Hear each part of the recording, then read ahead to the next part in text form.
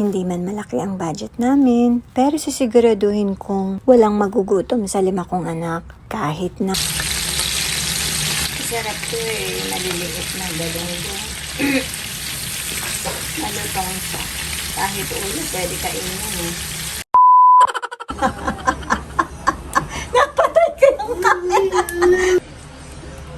Yung bili ko dito sa talong, 80 pesos. So, yung budget and yung kung paano yung diskarte natin. Lagyan na ko siya ng itlog.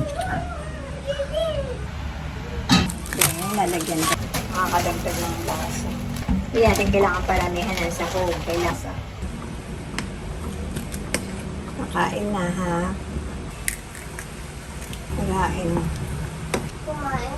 Opa, pakain na. Kung mapa-service po, kinamay ko rin naman. Kain ng kain.